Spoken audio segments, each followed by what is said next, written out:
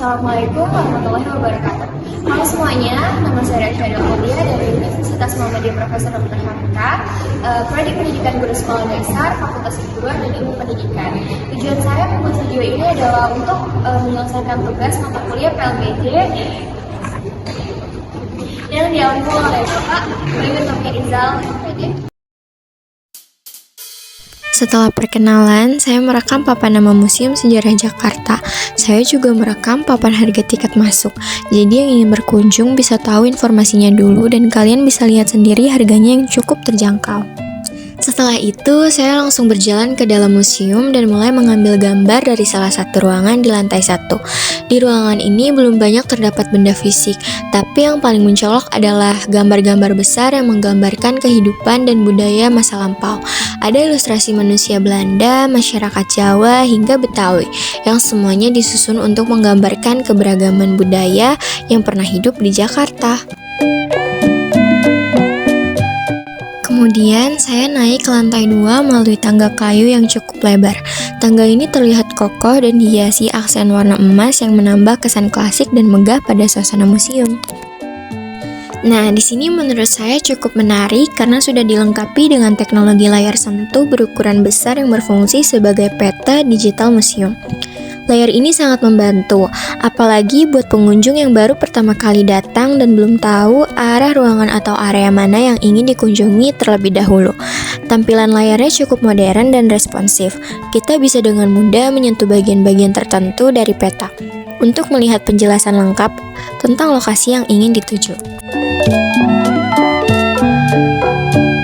Setelah melihat layar peta, saya masuk lebih dalam dan menemukan kaca besar yang cukup mencolok.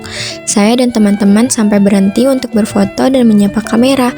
Meski sederhana, momen ini terasa berkesan di tengah suasana museum yang tenang dan penuh cerita.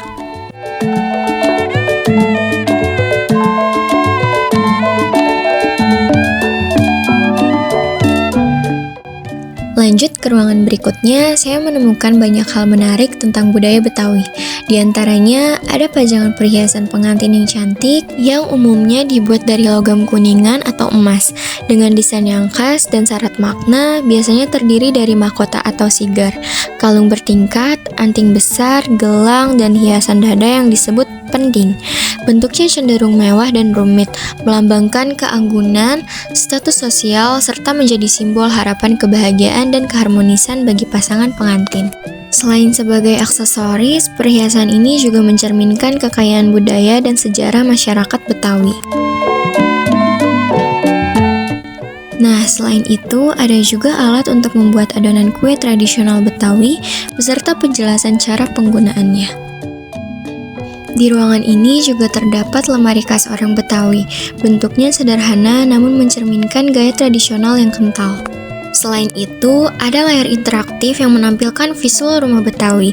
Kita bisa bermain sambil belajar melalui games yang tersedia di sana. Setelah itu, saya masuk ke ruangan berikutnya yang masih berkaitan dengan sejarah Jakarta, namun lebih fokus pada budaya dan kehidupan masyarakatnya. Saya juga sempat melihat-lihat dan membaca tulisan di dinding yang berisi informasi menarik tentang asal-usul, perkembangan, serta di berbagai peristiwa penting yang pernah terjadi di kota Jakarta. Suasananya tenang, jadi kita bisa lebih santai menikmati setiap detail sejarah yang ditampilkan. Di sini, saya sangat tertarik dengan layar lebar tentang kebaya Betawi, terutama kebaya encim. Kita juga bisa bermain sambil belajar dan membaca penjelasannya. Agar dapat diterima dalam lingkungan masyarakat Betawi dengan cara mengadaptasinya menjadi kebaya encim berwarna cerah. Kebaya encim ini punya sejarah yang cukup panjang. Dulu pakaian ini dikenakan oleh perempuan-perempuan di masa kolonial Belanda. Seiring waktu, gaya berpakaian mulai berubah ke arah yang lebih modern, tapi unsur kebudayaannya tetap dijaga. Dalam video ini, saya juga sempat memperlihatkan bagaimana bentuk dan keunikan dari kebaya encim tersebut.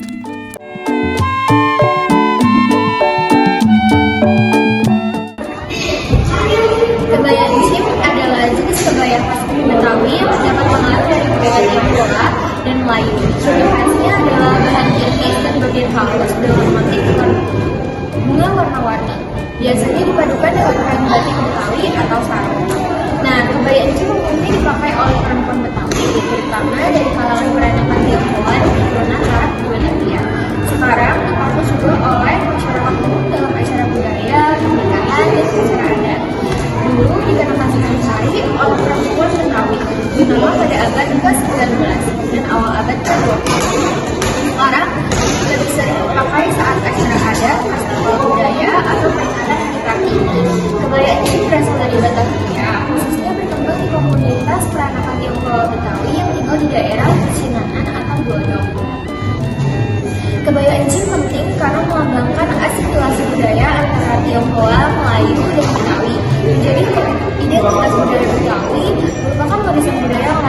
dilestarikan.